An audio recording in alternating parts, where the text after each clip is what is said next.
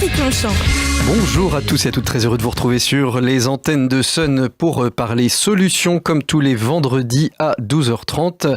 Et aujourd'hui, on va parler d'un événement qui va commencer dès demain, il me semble, et ça s'appelle les 48 heures de l'agriculture urbaine. Alors, je ne sais pas si vous vous souvenez, il y a quelques temps, on avait reçu un architecte pour parler d'une ferme sur le toit au niveau des 5 ponts. C'était le projet des 5 ponts. Et on avait déjà parlé un petit peu d'une ferme sur le toit, mais alors les 48 heures de l'agriculture urbaine, et on va voir avec nos deux invités, avec Yann. Bonjour Yann. Bonjour. Et puis avec Jenny. Bonjour Jenny. Bonjour. On va parler de ces 48 heures de l'agriculture urbaine. Yann, c'est vous un petit peu qui allez peut-être pouvoir nous dire d'abord qu'est-ce que c'est que l'agriculture urbaine, même si on a déjà un petit peu la réponse dans les deux mots qui se suivent les uns par rapport aux autres. Oui, alors c'est compliqué de résumer en une phrase l'agriculture urbaine. On parle même plus volontiers des agricultures urbaines, tant elles sont tantôt différentes, tantôt complémentaires, tantôt à inventer aussi. On n'a pas fini de les inventer. L'idée, c'est de mettre en relation un foyer de production avec un foyer de consommation. Donc dans l'agriculture urbaine, il ne faut pas détacher le périurbain non plus. Elle peut être tantôt productive, tantôt pédagogique, tantôt vecteur de lien social, voilà. Alors qu'est-ce qui fait que nos métropoles, les gens qui vivent les métropoles et les villes ont développé une agriculture urbaine alors que, bien évidemment, on attend plus de la ville le développement d'une économie privée, pas forcément d'une économie entre guillemets rurale. Ça s'enracine dans quoi ? Ça s'enracine, il y a plusieurs raisons à mon sens. Il y a cette déconnexion à nos campagnes, malheureusement. Donc du coup, on a une première génération dont les parents n'étaient plus massivement agriculteurs. Donc on a un lien qui a été perdu. Je pense que sociologiquement, ça doit pouvoir se tenir. Ce qui occasionne parmi les jeunes générations une envie de se réapproprier ces petits bouts de terre, de patouiller la terre, de faire pousser des choses. Et puis d'un autre côté, il y a eu des scandales sanitaires aussi à répétition qui font qu'on est de plus en plus soucieux de la traçabilité des produits qu'on consomme.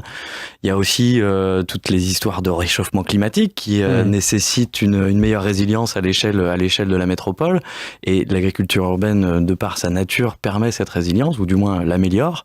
Donc je pense qu'il y a tout un tas de facteurs à prendre en compte sur cette Parce que quand on regarde le film Demain, il y a un grand passage sur cette agriculture urbaine à Chicago, vers Détroit, dans ces régions du nord des États-Unis qui sont économiquement sinistrées. Et quand je dis sinistrées, c'est la ville elle-même qui est sinistrée. Donc on voit bien que l'agriculture urbaine vient répondre à la nécessité pour la population de se nourrir et donc d'aller au plus près. Dans nos villes comme Nantes ou comme les 15 villes qui déploient ces 48 heures, il n'y a pas, les campagnes sont pas si loin que ça. Pourquoi est-ce que finalement on a envie de développer de l'agriculture là où finalement, en quelques kilomètres, même si on prend pas la voiture, on prend une voiture électrique, on peut aller chercher sur un circuit court. On peut aller en vélo des fruits et légumes. Sur des fermes en périurbain. Mais le parallèle avec l'Amérique du Nord, il est délicat parce que c'est vraiment des circonstances totalement différentes. Dans des villes comme Détroit ou Chicago, on a ce qu'on appelle des déserts alimentaires qui se sont mis en place. C'est-à-dire qu'il n'y a plus moyen de trouver des aliments non manufacturés, non transformés. C'est ça. Et donc, c'est une manière, en faisant pousser les légumes soi-même, de se recréer un point de vente ou au moins de distribution, d'existence de ces zones de production légumière. Je vais être un petit peu provocateur, mais est-ce que l'agriculture urbaine en France, c'est pas un peu gadget ? Je pense pas, j'en ai fait mon boulot, donc du coup ça voudrait dire que je serai au chômage dans pas longtemps. Non mais les gadgets se vendent très bien. Oui, si je suis le hand spinner de la mode du boulot, ça va mal tourner. Non, honnêtement je pense pas que ce soit une mode. Il y a peut-être un engouement côté mode, si vous voulez, mais la nécessité de la tendance, elle est lourde, elle est avérée. Enfin, je veux dire, les pouvoirs publics, ça fait partie des orientations des mandats. C'est des choses qui sont prises en compte par les aménageurs, par les promoteurs immobiliers aussi. On le voit bien, même dans les entreprises, il est question de jardiner, les pieds d'immeubles, le réinvestissement des 5e façades sur des immeubles pour améliorer le cadre de vie, recréer du lien social qui souvent fait défaut. Donc, des raisons pour lesquelles ça va s'installer durablement. énormément, il y en a plein, effectivement.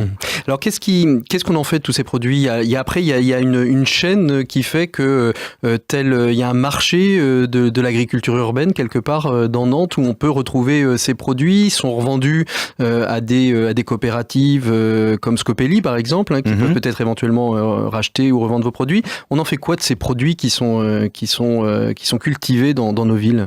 Alors, je le disais en préambule, elle peut être tantôt productive, tantôt pédagogique. Celle qui est pédagogique, participative, évidemment, c'est de la consommation directe.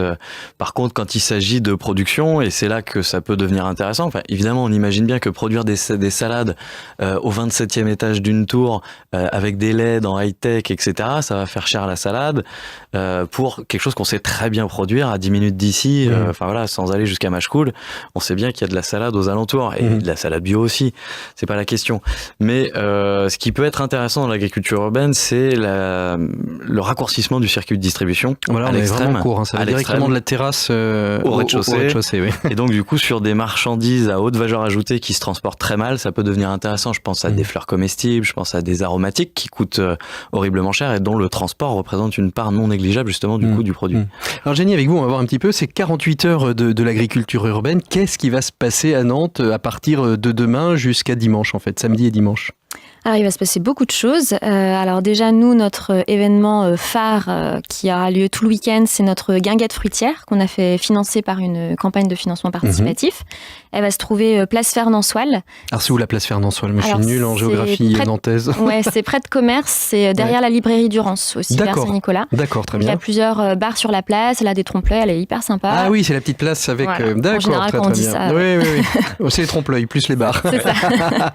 Et du coup, donc là, pendant tout le week-end, elle va être investie par plein d'arbres fruitiers qu'on va installer pendant tout le week-end. Et autour de ces arbres, il y aura des ateliers pour savoir comment s'en occuper, comment les tailler, comment faire des boutures. Il y aura également d'autres ateliers. On ira cueillir directement sur l'arbre ? Non, peut-être pas encore. Peut-être pas encore, non. Mais en tout cas, les présenter et savoir comment les cultiver chez soi, sur son balcon. Donc vraiment une guinguette un peu pédagogique. Mais il y aura quand même des produits à consommer sur place ou ce sera juste un atelier ? C'est plus pédagogique, ouais. C'est plus pédagogique. Après, il y a quand même aussi le côté festif du fait que ça soit une guinguette. Donc, il y aura aussi des musiciens sur la place, des accordéonistes. Les bars de la place seront ouverts, bien évidemment. Voilà, seront ouverts et font un tarif préférentiel pour le muscadet. Donc, très bien, voilà. Parfait.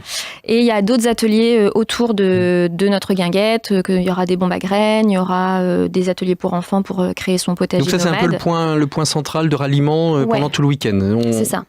Et à partir de là, on peut rayonner sur d'autres événements dans la ville, peut-être des lieux d'agriculture qui vont s'ouvrir. Oui, aussi. Alors, il se passe beaucoup de choses au niveau de Rezé, notamment effectivement à Scopelli. Il y a pas mal de choses qu'ils organisent autour de Scopelli. Il y a pas mal de jardins aussi partagés qui ouvrent leurs portes pour soit juste faire des visites, soit faire des chantiers participatifs. Notamment, je pense à celui des Richolets à Saint-Herblain. Et puis il y a plein d'autres choses aussi qui vont se passer du côté de Couéron, Saint-Herblain aussi du côté du Sillon. Et puis à Nantes, nous aussi, on sera présent.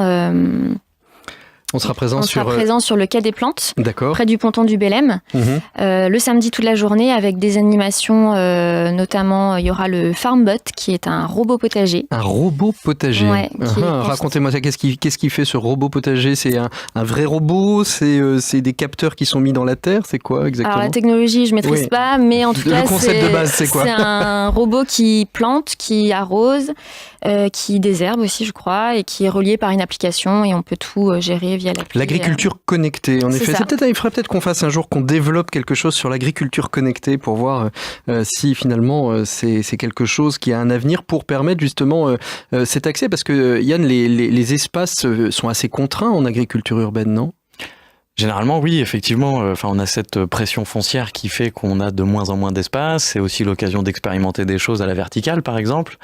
J'en parlais tout à l'heure sur les toits, mais aussi effectivement des murs potagers, pourquoi pas, de la culture hors sol aussi, puisqu'on a... Il y a des lieux un peu phares, là je parlais des 5 ponts tout à fait au début de l'émission, il y a des lieux un petit peu phares comme ça aujourd'hui, où il y a des vrais jardins potagers dans notre bonne ville de Nantes. Productif et en hors-sol sur une zone très contrainte, on ne peut pas s'empêcher de penser au potager de la cantine, qui a été créé par Olivier Durand dans le cadre du voyage à Nantes. Ouais.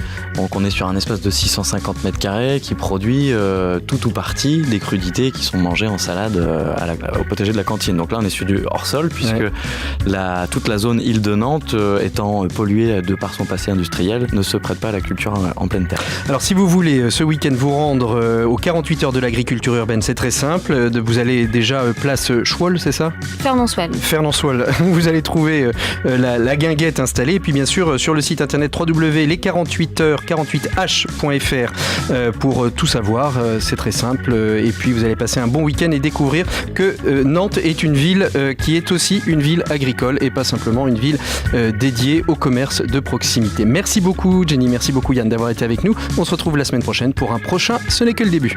Bon week-end.